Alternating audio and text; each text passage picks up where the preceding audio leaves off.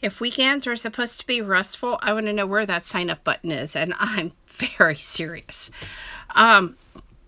This has been an absolutely exhausting weekend, more than the week. So, Jeff went over today and mowed Uncle Butch's yard, and I push mowed part of the 2.5 acres here. And by the way, for those of you that don't know, I'm Sheri Ann Richerson from Experimental Homesteader Exotic Gardening and SheriAnnRicherson.com, and welcome to our daily vlog. But when he got home, after mowing over at Uncle Butch's, the lawnmower wouldn't start when I decided I was going to use it. I seriously think people should keep me away from motors, and I should just have a horse, because I clearly don't do well with anything with a motor on it. But it wouldn't start, and I was frustrated, and the neighbor guy came over, and the spark plug was actually burnt black. So, lots of carbon on it.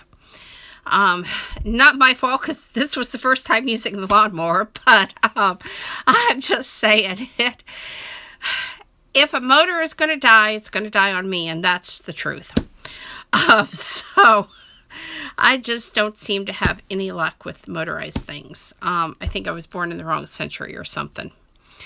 But, anyway, I mowed some of the pathways in the flower beds so that Jeff could see them better, so he could take the weed eater and get them down to bare ground. I'm hoping he'll have time to actually do some digging out and lower the walkways, because I'd like to make some concrete walkways eventually. And make it so that when people come here that have a hard time walking or are in a wheelchair, that they can navigate the garden, because that has been a huge issue since we got the property. And I've had people slam me on social media because they want to come, but the yard is not wheelchair accessible. Now, I have a ramp up to the house and everything, but the gardens are not wheelchair accessible. And I've tried to explain, because my gardens are private and privately funded. There's been no grant money or anything like that going to the gardens. And they still seem to feel like that I'm doing them a disservice by not having this done. And on 2.5 acres, it's going to be, if I hired it done, it would be a very, very expensive project. So it's just going to take a lot of time to dig all the pathways out. And, well, I can't even get all the pathways that wide and dug out. But the main pathways I can get done. And it's just, it's a process. I mean, when you go to a botanical garden, you know, they have funding.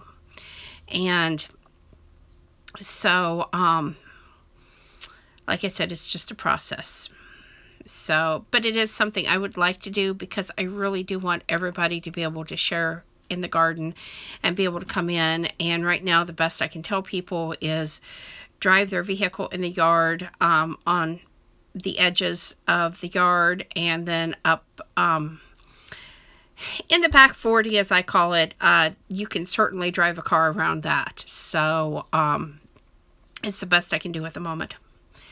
And I don't have a golf cart or anything like that. That would be nice, but we just don't have one. They're, you know, they're another thing that takes a little bit of money to buy, and just, keeping a lawnmower running is hard enough. So, you know, I don't need a golf cart too, because my luck, it wouldn't run half the time. So, I haven't really done anything on the blog today, because I've been running and working in the yard.